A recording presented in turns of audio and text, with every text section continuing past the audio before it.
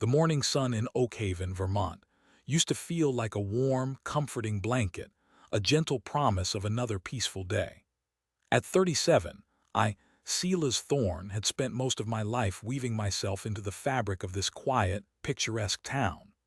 My role as the coordinator of the Oakhaven LGBTQ+ Community Center wasn't just a job.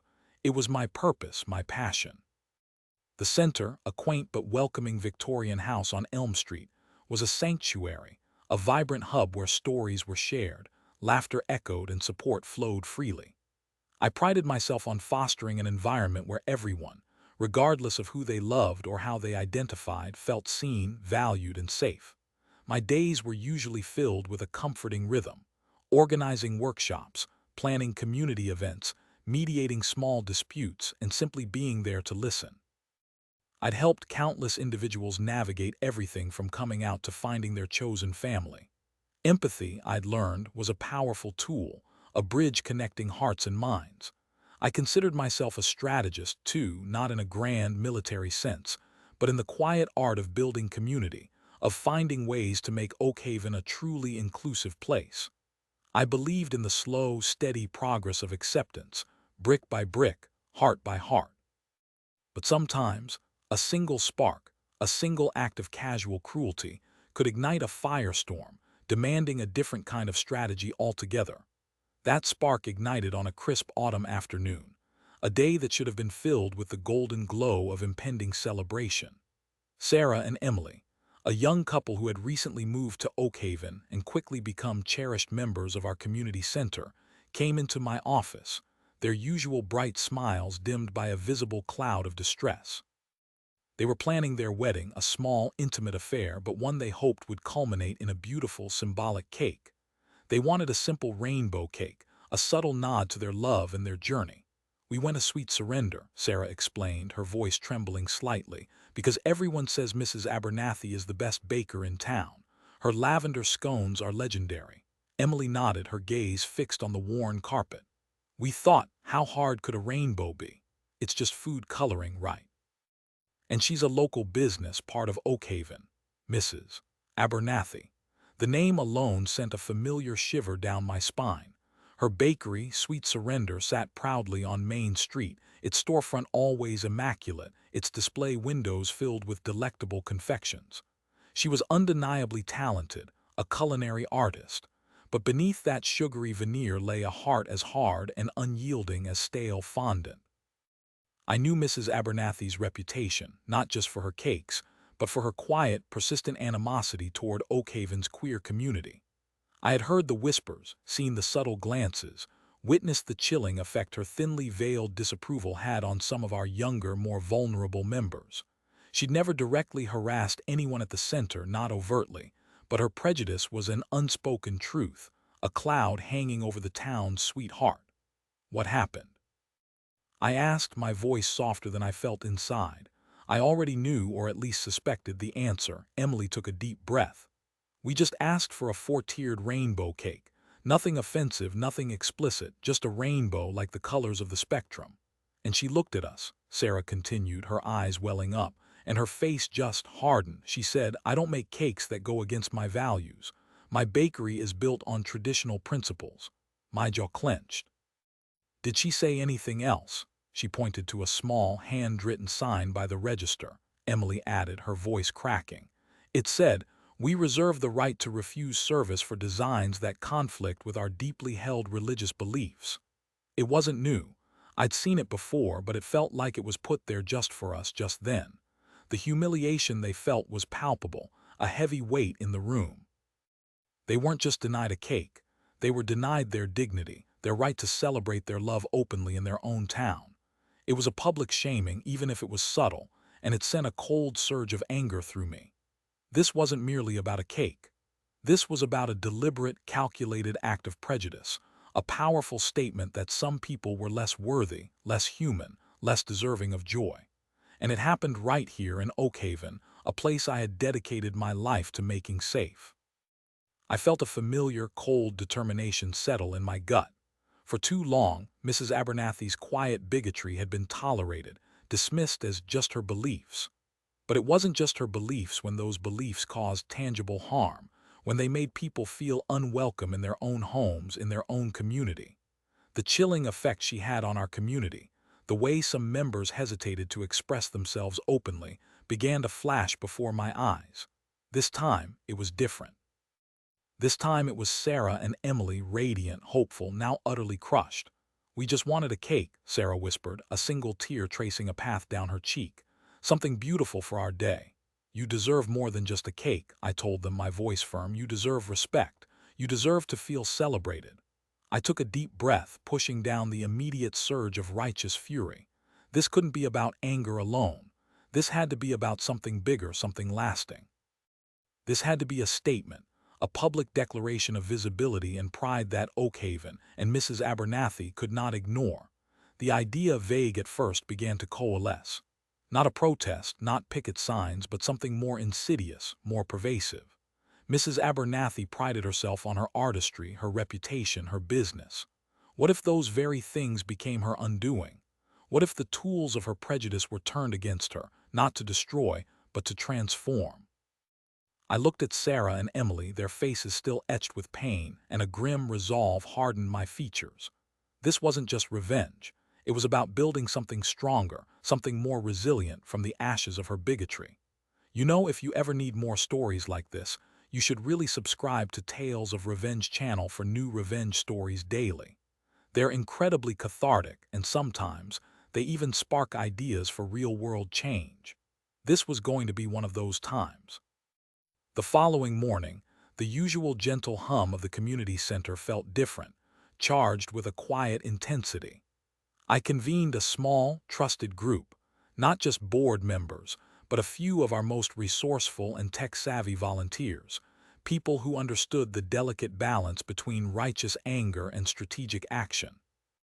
Among them were Liam, a graphic designer with a mischievous glint in his eye, and Maya, a retired high school principal with a reputation for meticulous planning and an uncanny ability to connect people. "We're not going to protest sweet surrender," I began, my voice low but firm as I paced in front of the white board. "We're not going to deface her property or shout slogans. That's not our way. Our way is about building, about visibility. But sometimes, building requires dismantling the structures that oppress us." I looked at each face, seeing a mix of curiosity, confusion, and growing anticipation. Mrs. Abernathy denied Sarah and Emily a cake because of who they are, because of their love. She used her business, a cornerstone of this town, as a platform for her bigotry. Liam leaned forward, intrigued. "So, what's the strategy, Silas? We can't force her to bake a cake she doesn't want to bake." "No," I agreed, a slow smile spreading across my face. "We can't, but we can overwhelm her. We can flood her with so many orders for pride cakes that she has no choice but to either make them or expose her bigotry to an extent she can't recover from." A murmur went through the room. Maya's eyes, usually so calm, now sparkled with understanding. "You mean dozens, hundreds?"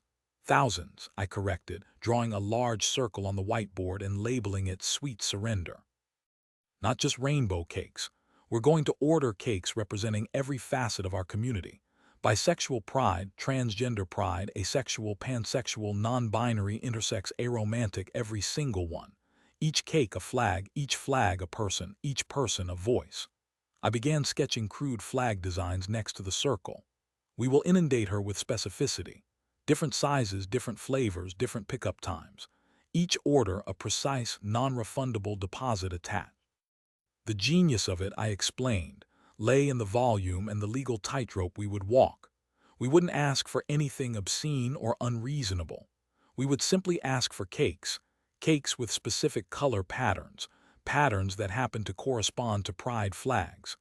And Mrs. Abernathy, a woman obsessed with her reputation and her financial bottom line, would be forced into an impossible choice. Either she would bake them, effectively becoming the largest producer of pride cakes in New England, or she would refuse, publicly and unequivocally, setting herself up for a much larger legal battle. Our campaign began subtly. Liam designed simple, professional-looking social media posts, disguised as general bakery inquiries, subtly asking if Sweet Surrender offered custom cakes with vibrant, layered color designs. Maya, with her extensive network, began reaching out to sympathetic allies in neighboring towns, framing it as a community art project or a local business challenge. We encouraged people to place orders online, ensuring a digital trail, and to pay small, non-refundable deposits, making cancellation more difficult for Mrs. Abernathy. We also drafted a template for the orders, ensuring each one was meticulously detailed. Specific dimensions, exact color gradients, unique flavor combinations. The goal wasn't just to order cakes, it was to create a logistical nightmare. The first wave of orders hit sweet surrender like a gentle ripple, then a stronger current. People from our community center and soon their friends and family started placing orders. A small rainbow birthday cake for a niece, a pansexual flag cake for an anniversary, a transgender flag sheet cake for a graduation. Mrs. Abernathy, likely annoyed, initially dismissed them one by one. I heard reports from people who tried to place orders in person. She'd sigh dramatically, roll her eyes, and say, "We're not taking custom orders that stray too far from our traditional repertoire right now." The small, handwritten sign by the register, "We reserve the right to refuse service for designs that conflict with our deeply held religious beliefs," suddenly seemed more prominent, more defiant. But we were ready for this. Silas Thorne, the empathetic community organizer, also possessed a strategic mind. I had anticipated her initial resistance. We had meticulously documented every refusal, every dismissive comment. Then we moved to the next phase, the legal pressure.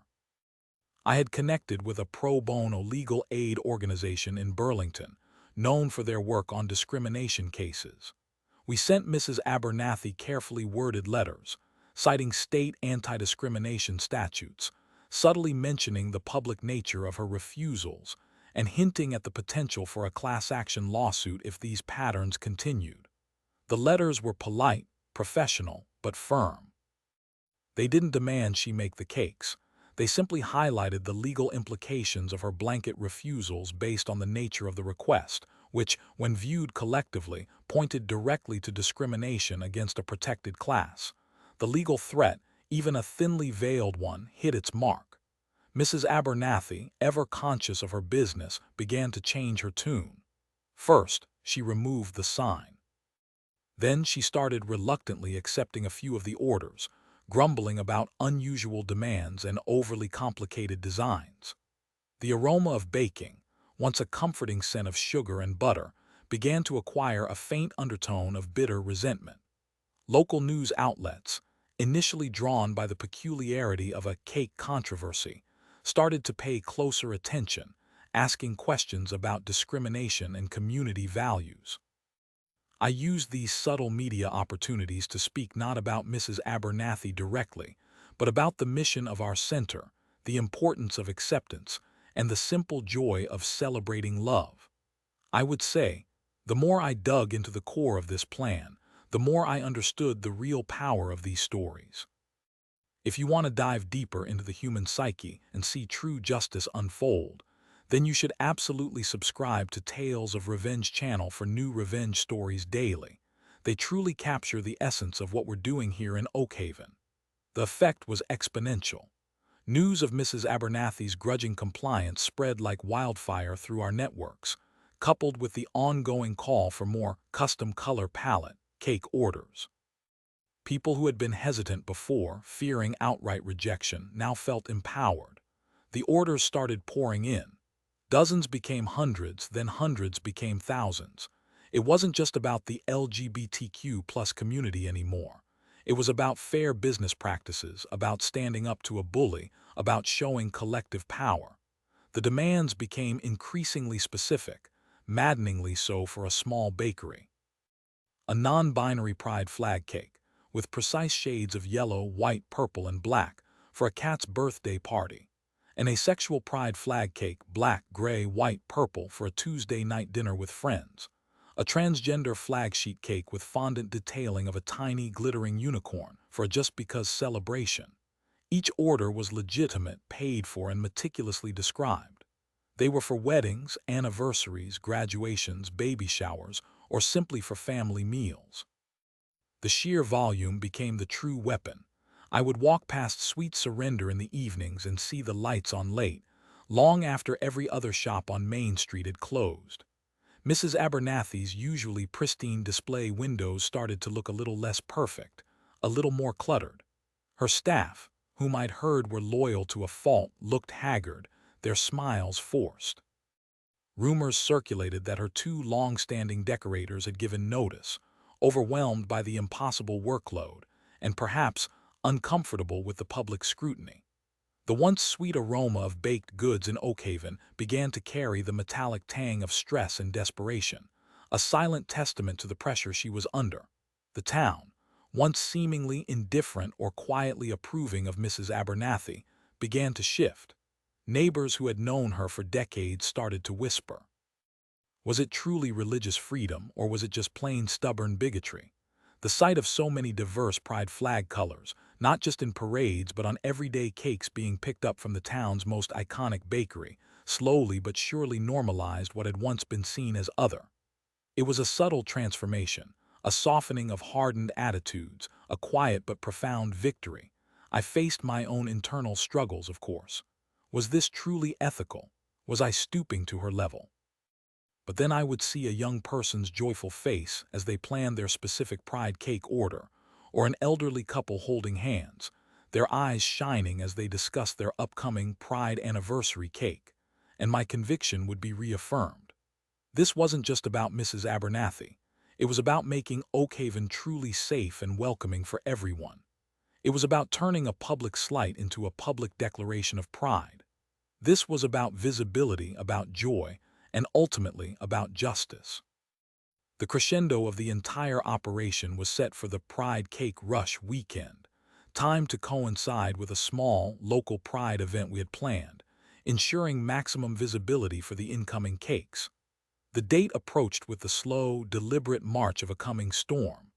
Mrs. Abernathy, her usually perfectly coiffed hair now a disheveled mess, her eyes sunken with exhaustion, tried desperately to regain control. She attempted to cancel some of the most complex orders, citing unforeseen equipment failures or staffing shortages. But our team, meticulously advised by our legal counsel, had ensured non-refundable deposits and ironclad contracts. Each order had been placed individually, with clear terms and conditions accepted. The paper trail, digital and physical, was undeniable. Her only option, short of facing catastrophic financial penalties and a very public lawsuit, was to fulfill the orders. She desperately tried to delegate tasks to her remaining, largely untrained staff. The results were immediate and disastrous. The once pristine cakes from Sweet Surrender, known for their delicate artistry, became a tragicomic display of incompetence. Rainbow cakes had muddy, bleeding colors. Transgender flag cakes had the stripes unevenly applied, looking more like abstract art than a precise symbol. The glitter on one bisexual pride cake had been applied with such a heavy hand that it looked like a disco ball had exploded.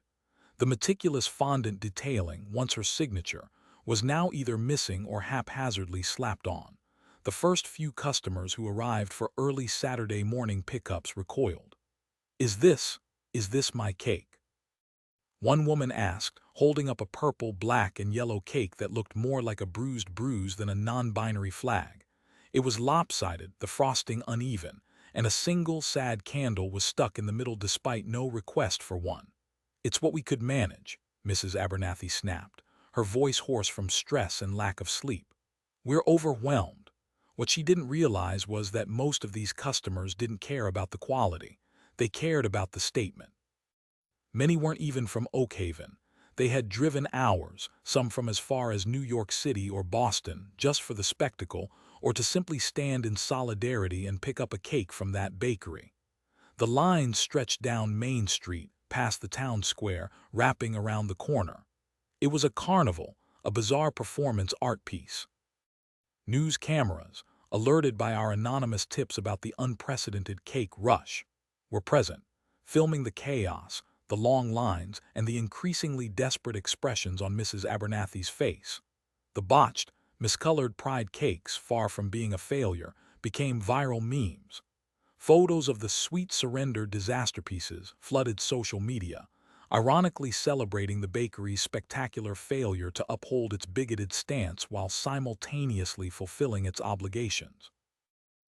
Pride cake fail became a trending topic, but it wasn't ridiculing the community. It was ridiculing Mrs. Abernathy and her failed attempt at passive aggression.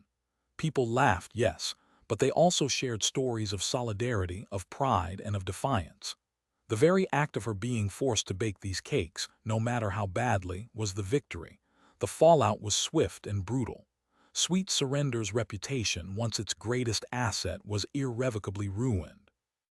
The media attention, initially a trickle, became a deluge, and not the kind she wanted. Her loyal customers, many of whom were small-town conservatives, found themselves increasingly uncomfortable with the public spectacle and the undeniable evidence of her discriminatory practices. The few remaining staff members, pushed to their breaking point, finally walked out en masse. The once charming bakery, now a symbol of prejudice and incompetence, saw its sales plummet. The bank, observing the precipitous decline in business and the negative publicity, called in her loans. Within weeks, the Sweet Surrender sign, once so proudly displayed, was taken down.